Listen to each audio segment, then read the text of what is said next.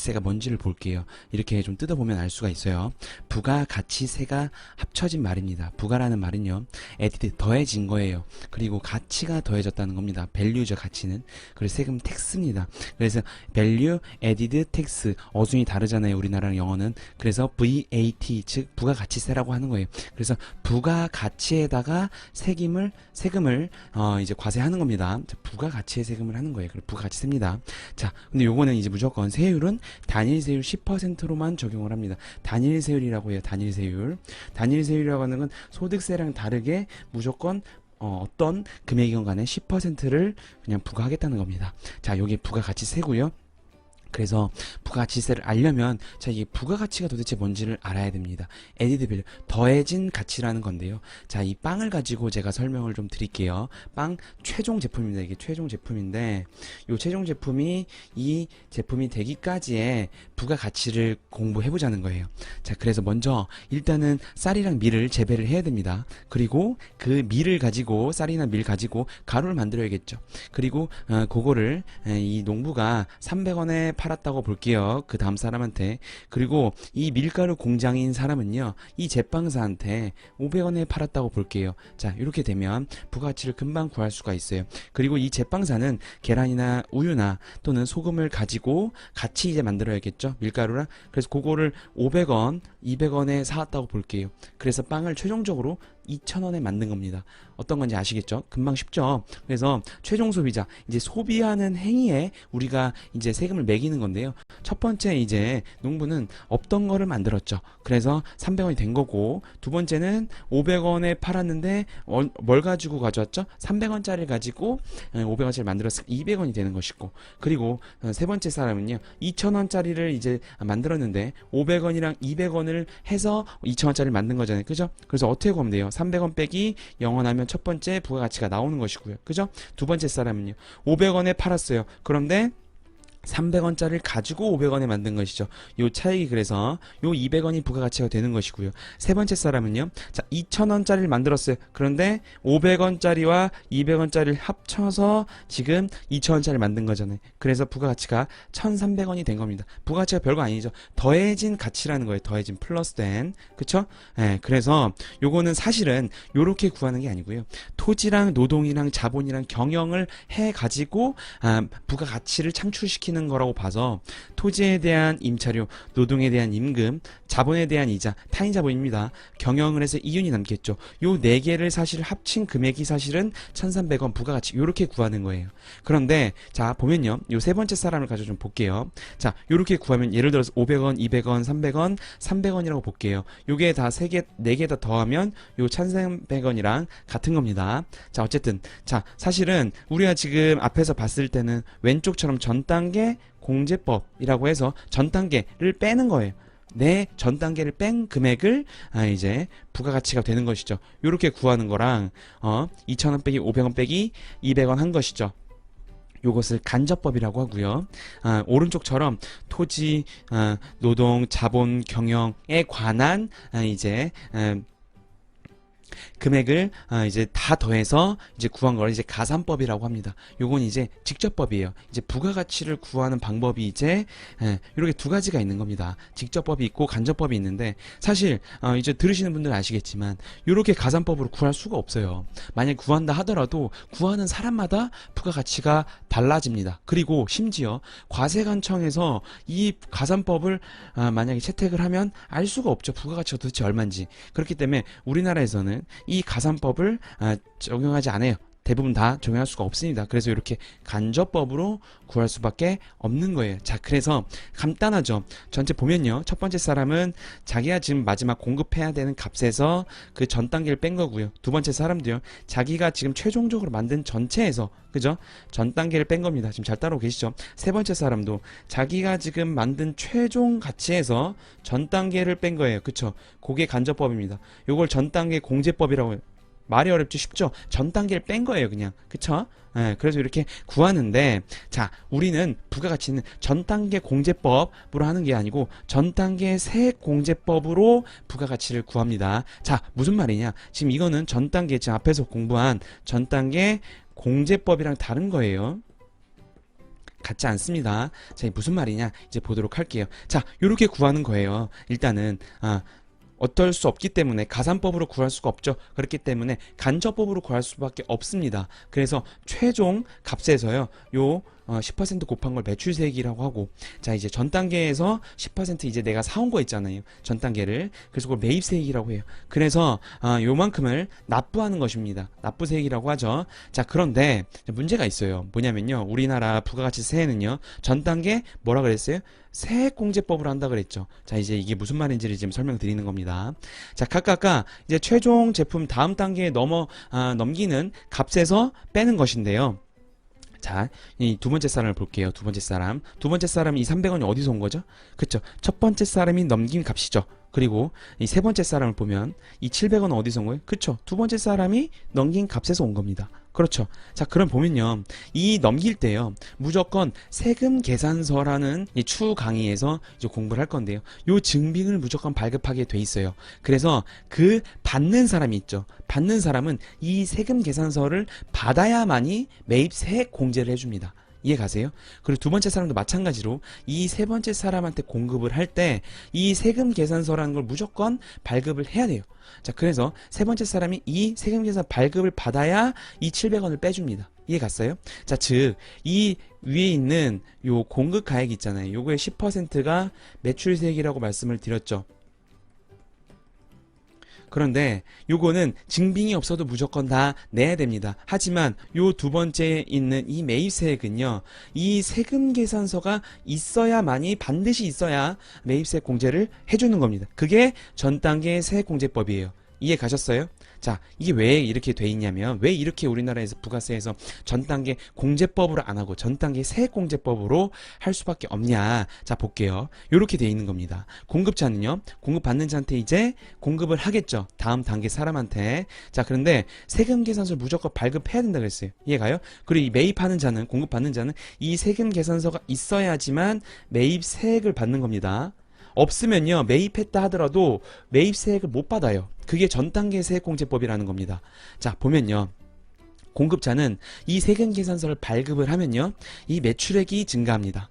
그리고 매출세액도 증가해요. 그렇기 때문에 세금 계산서를 발급하지 않으려고 하겠죠. 원칙적으로. 그렇기 때문에 공급받는 자는 요 세금 계산서를 발급하지 않고 그냥 매출을 누락하고 싶어 할 거예요. 그쵸? 그런데 이 공급받는 자 있잖아요. 공급받는 자는 반드시 매입액이 높아야 되고 매입세액을 올려야겠죠. 그래야 내가 내는 세금이 줄어들 거 아니에요. 그쵸? 그렇기 때문에 반드시 세금 계산서를 받아야만 합니다. 우리나라에서는 전 단계 공제법이 아니라 전 단계 세공제법이에요. 전 단계 세공제법은 다시 한번 말씀드리면 이 세금 계산서가 있어야 매입세액 공제를 해주는 거예요. 공제가 가능한 겁니다. 이해가시죠? 만약에 매입을 했는데 세금 계산서가 없으면요, 아예 매입세액 공제를 안 해줘요. 네, 그래서 반드시 이 공급받는 자는 매입액이 결국엔 뒤에서 비용이거든요. 그건 뒤에 가서 보도록 하고, 매입세액을 증가시켜야 내가 부가세를 덜 내잖아요. 그쵸? 그래서 반드시 세금 계산서를 받으려고 할 거예요. 그쵸? 그렇기 때문에 바로 이게 뭐냐면요, 이게 상호 견제효과입니다. 왜냐면 이 공급받는 자가 이 공급자에게 무조건 빨리 이 세금 계산서 달라고 하겠죠. 닥달할 거 아니에요. 그렇죠? 안 그러면 거래를 안 할 겁니다. 그죠? 그렇기 때문에 상호 견제 효과가 있어요. 자, 그럼 이 공급받는 자도 누군가에게는 매입자가 되겠죠. 이해 가세요? 그렇기 때문에 이 공급받는 자도 전 단계 공급자한테 세금 계산서를 받으려고 할 거예요. 그쵸? 그렇기 때문에 요렇게 해놓으면 과세관청이 뭐 세금 계산서 발급하세요, 발급하지 마세요 이럴 필요가 없잖아요. 지들이 알아서 하는 겁니다. 그쵸? 거래가 발생이 되면 알아서 요렇게 상호 견제 효과를 하게 돼 있어요. 그렇기 때문에 전 단계 세액공제법으로 갈 수밖에 없는 겁니다. 이해 가세요? 자, 그래서 세금 계산서가 있어야지만 요 매입액을 빼주는 겁니다. 만약에 세금 계산서가 없으면 요 매입액은 없는 걸로 간주해요. 그러니까 없어요. 만약 세금 계산서가 없으면. 그렇기 때문에 우리나라는 전 단계 중요합니다. 이거 전 단계 공제법이 아니에요. 공제법이 아니고 전 단계 왼쪽처럼 세액공제법입니다. 즉 요거는 세금 계산서가 있어야 되는 거예요. 세금 계산서가. 이해 가시죠? 자, 그래서 상호 견제 효과로 인해서 결국에는 공급자가 세금 계산서를 발급하게 하는 구조인 겁니다. 이해 가셨어요? 요게 바로 전 단계 세액 공제법이에요. 어쨌든 똑같이 요건 다 간접법이죠. 그쵸? 우리는 가산법인 직접법으로 구하지 않습니다. 그쵸?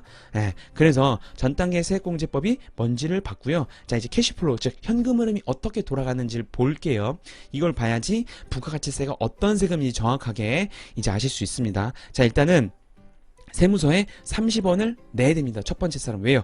위에 보시면 위가 부가가치예요. VA입니다. 지금 가치인데 요 300원에 대한 10%인 30원을 내게 돼 있어요. 자, 그러면 이 첫 번째 사람은 300원에 대한 이 30원을 내는데 자기가 내기 싫죠. 그렇기 때문에 그 다음 단계 사람한테 같이 징수를 합니다. 요런 걸 거래징수라고 해요. 거래징수. 거래징수라고 합니다. 무조건 다음 단계 사람한테 세금을 징수하는 거예요. 자, 그래서 300원만 받으면 되는데 30원도 같이 받습니다. 그래서 30원 받은 거를 세무에 30원 내는 거예요. 자, 그럼 두 번째 사람은 자, 이제 세금 계산서가 발급해 주는 거죠. 무조건 해야 된다 그랬잖아요. 무조건. 그쵸? 세금 계산서 다음 단계 사람한테. 그렇기 때문에 자, 이제 세금 계산을 받으면 자, 이제 세무서에서 30원을 돌려줍니다. 왜냐면 내가 그 매입에 대한 증빙을 받았잖아요. 그렇기 때문에 이 30원을 세무서에서 돌려줘요. 부가가치세는 돌려줍니다. 사업자는. 자, 어떻게 되는지 끝까지 지금 잘 지켜보셔야 돼요. 자, 그러면 두 번째 사람은 30원을 돌려받고 자, 70원을 내야 돼요. 왜냐면 위에 보세요. 위에 지금 부가가치 700을 했잖아요. 700의 10%인 70원을 내야 됩니다. 자, 그럼 다음 사람한테 이것도 거래 징수를 하겠죠. 70원을 받아서 내는 겁니다. 이해 가세요? 그리고 700원도 같이 받는 것이죠. 그리고 770원을 받는 거예요. 다음 사람한테. 자, 이 실무하시는 분들은 당연하다고 생각하시죠. 왜 이렇게 되는지 볼게요. 그리고 마지막 사람은 70원을 줬잖아요. 그쵸? 근데 요거는 세금 계산서를 받았으니까 자, 세무서에 70원을 돌려줍니다. 자, 그리고 200원을 또 내야 돼요. 왜? 2,000원에 대한 10%인 200원을 내야 돼요. 세무서에. 자, 그런데 마찬가지로 다음 단계 사람한테 징수를 하는 겁니다. 200원을 징수하고 내는 거예요. 그쵸? 자, 그러면 최종 소비자는 사업자가 아니기 때문에 매입세 공제를 받을 수가 없어요. 무조건 이 부가가치세라는 것은 이제 뒤에서 정리하겠지만 소비세입니다. 소비하는 사람한테 마지막에 징수가 되는 거예요.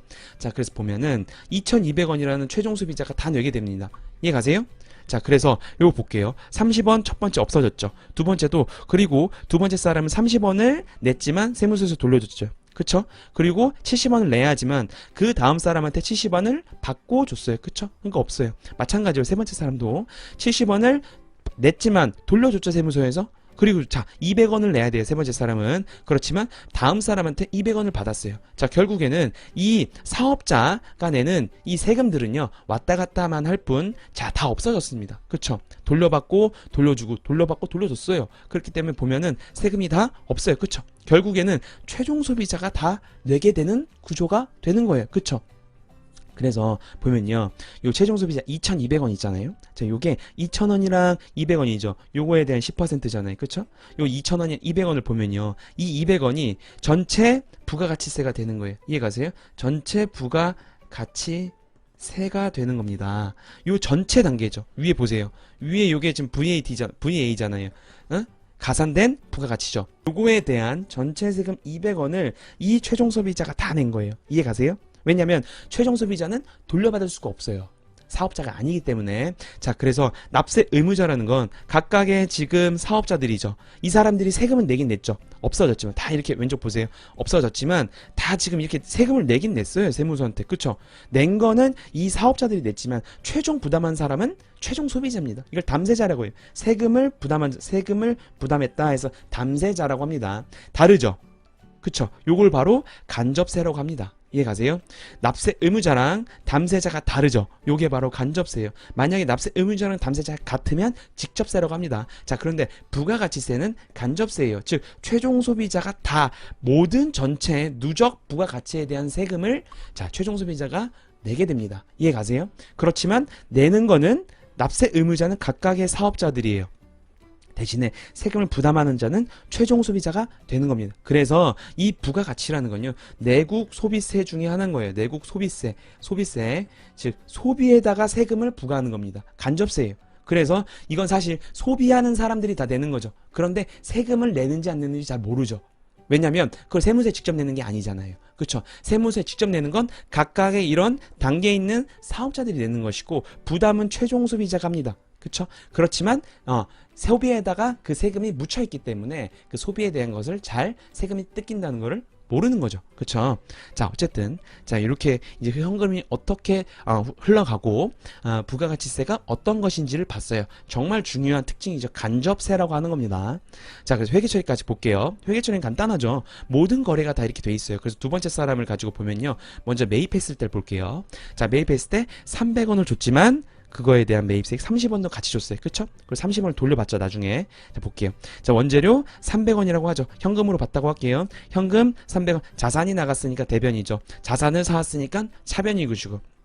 그리고 30원을 더 줬잖아요. 그쵸? 현금이 나갔으니까 대변인 것이고, 자, 부가세, 대급금이라는 유동자산을 이렇게 먼저 걸어 놓는 겁니다. 일단은 회계 처리 해놓고요. 왜냐면 이건 나중에 돌려받을 거니까. 그쵸? 그리고 매출할 때 볼게요. 두 번째. 자기가 이제 두 번째 사람이 매출을 할 때는 700원에 매출을 했지만, 그거에 대한 10% 부가세 70원도 받아야 됩니다. 그쵸? 자, 그래 보면 현금 700원하고 매출 700원이라고 해. 상품이면 상품 매출이고 제품이 제품 매출이겠죠. 어쨌든, 그리고 현금 70원 들어온 거는 부가세 예수금이라고 해요. 요건 뭐죠? 그렇죠. 유동부채죠. 없어질 부채입니다. 그쵸? 유동부채. 그래서 요렇게 일단은 먼저 부채를 걸어 놓고요. 그리고 이제 이렇게 세무서에 30원을 돌려받고 70원을 내야 되잖아요. 그래서 퉁쳐서 40원만 내는 거예요. 그쵸?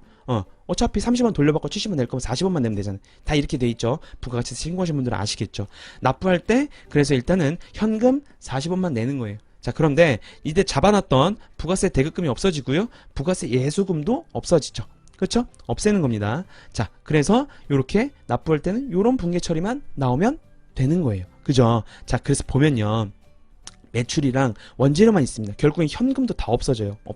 이것도 없어지고 이 현금 다 없어지잖아요. 그쵸? 같이 없어지죠. 그럼 결국엔 사업자는요. 사온 거랑 이 분계랑 파는 분계만 있는 거예요. 이해 갔어요? 이 분계 보시면 다 없어지잖아요. 납부까지. 그죠? 예. 그래서 사업자는 부가가치세를 그 다음 단계 사람한테 걷어서 내는 것일 뿐 부가가치세는 아무 영향이 없는 겁니다. 자, 그쵸? 자, 그러면 자, 부가가치세 과세의 목적이라고 볼게요. 자, 그럼 부가가치세 과세를 도대체 왜 하는 것이냐? 일단 아까 말씀드렸죠. 최종 소비자가 내는 거예요. 그쵸? 최종 소비자가 담세자라 그랬잖아요. 담세자 가 결국에는 이 최종 소비자인 담세자한테 세금을 걷는 것인데, 자, 만약에 그냥 걷고 싶으면 바로 그냥 소비에다 그냥 걷을 수도 있잖아요. 그런데 왜 이렇게 복잡하게 사업자들이 다 내게 해놨을 거예요? 그게 바로 이제 부가가치세 과세 목적이 나오는 것인데요. 자, 보면요. 세금 계산서를 아까 발급해야 된다고 그랬어요. 그쵸? 그리고 매입받는 사람은 반드시 세금 계산서를 받아야만이 뭐가 된다고 그랬어요? 그렇죠. 매입세액 공제가 된다고 그랬어요. 이게 아까 뭐라 그랬어요? 세액 공제가 가능하죠. 그러기 위해서는 이게 뭐라고 했어요? 상호 견제 효과라고 했습니다. 그죠? 요걸 걸어놨죠. 왜 이렇게 했느냐? 세금 계산서 발급을 하게 함으로써 이 각각의 거래를 파악하게 하기 위함이죠. 세금 계산서 발급을 하면요, 무조건 국세청으로 전송하게 돼 있어요. 그쵸? 부가세 신고 시에 출처별 세금 계산서 합계표, 매입처별 세금 계산서 합계표를 제출하게 돼 있습니다. 그러면 이제 과세관청에서 각각의 이 거래에 대한 이 파악이 되는 거예요. 파악이 되죠. 그렇죠. 파악을 하기 위해서 이렇게 복잡하지만 사업자들이 신고하게 돼 있는 겁니다. 비록 이 최종 소비자가 세금은 다 하죠. 담세자라 그랬잖아요. 그렇죠? 최종 소비자가 다 세금을 부담하기는 하지만, 자, 각각의 사업자들이 납세 의무자가 되게 한 이유는 이 각각의 거래를 파악하기 위함입니다. 결국에는 증빙으로 잡기 위함이죠. 자, 그래서 보면요. 마지막 사람 거를 좀 가지고 볼게요. 어떻게 되냐면요. 이 2,000원 이내 관한 거는요. 2,000원 수익이 잡히는 거예요. 무조건 신고가 들어갔기 때문에 무조건 손익계산서의 수익으로 잡혀버립니다. 그리고 그 전에 사온 거 있잖아요. 전 단계에 이제 사온, 그죠? 요거는 이제 매입으로 잡히는 거죠. 그래서 요것밖에 없다고 거래가 보면 단기 수익이 1,300원이 되는 거예요. 이해 갔어요? 자, 그래서 이 단기 수익 1,300원, 법인이면 법인세를 내야 되는 것이고, 개인이면 종합소득세를 내야 하는, 자, 이제 법인세가 뭐냐면요, 법인의 소득세예요. 법인 소득세 주말입니다. 결국엔 이건 소득에 대한 세금이거든요. 소득의 세금이에요. 세금. 그래서 소득을 파악하기 위함이에요. 결국엔. 그래서 이 법인세와 소득세에 대한 과세 재원이 되는 것이죠. 재원 파악이 되는 거예요. 뭘 함으로써? 이 부가가치세 신고를 함으로써. 이해 가세요? 비록 담세자는 누구라 그랬어요? 담세자는 최종 소비자입니다. 그죠? 그래서 이 사업자들은 부담하는 건 없어요. 부가가치세를. 그쵸? 저랑 지금 같이 공부했으면 앞에서 다 이해했으면 이게 무슨 말인지 알 수 있잖아요. 그쵸? 결국에는 담세자가 최종 소비자이기 때문에 각각의 이 사업자들은 부가가치세를 부담하지 않습니다. 그러나 이렇게 2,000원, 700원 이 중요한 게 뭐겠어요? 이거죠. 이거 2,000원을 파악하기 위해서죠. 그쵸? 이 2,000원을 파악하기 위해서 사업자가 납세 의무자가 되는 거예요. 그래서 부가가치세 신고가 중요합니다. 부가가치세 신고가 없으면 이 단기순이익 1,300을 만들 수가 없고요. 그 다음에 법인이면 법인세, 개인이면 종합소득세를 이렇게 부과할 수 있는 거래 증거가 없습니다. 그렇기 때문에 부가가치세 과세의 목적이 자 요렇게 법인이면 법인 소득세를 내게 하기 위함이고 개인이면 종합소득세 중에서 사업소득이죠. 그래서 그 과세 거래 재원을 이제 파악하기 위함입니다. 자 그래서 부가가치세 과세 목적까지 공부를 했어요.